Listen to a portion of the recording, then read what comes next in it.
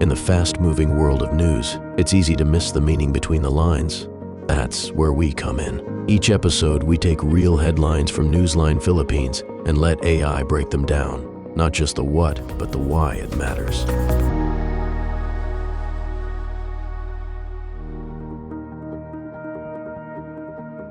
Okay, let's dive in. We're looking at the latest developments with former Philippine Congressman Arnolfo Arnie Teves Jr., the fugitive situation, and what's reportedly going on with him now in Timor-Leste.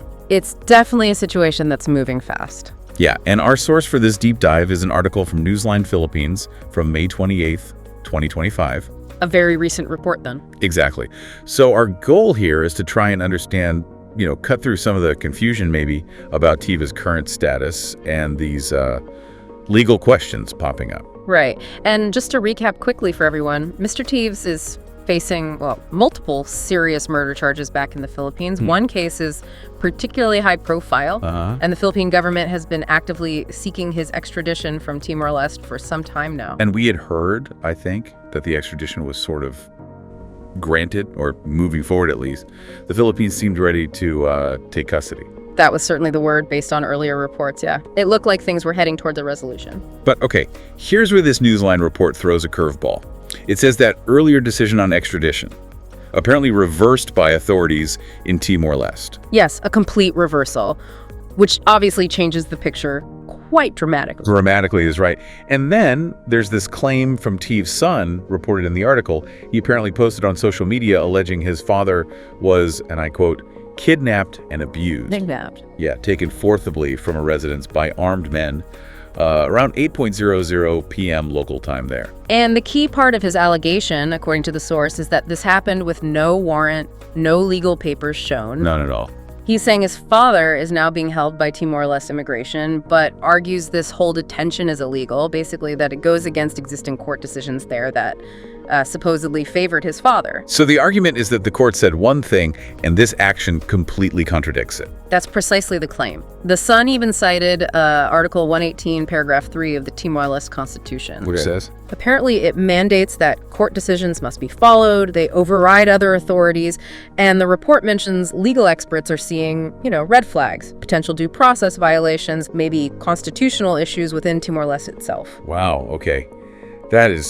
That's complicated. So given all that, this claim of kidnapping, the reversal, what's the official word from the Philippines? What does the source say about their position? Well, the Philippine Department of Justice expressed grave concern. That's the term used. They're worried about these reports. Understandably. And crucially, as of the report's timing, they hadn't received any official documents from Timor-Leste explaining Teves' current status or, the legal basis for him being detained now.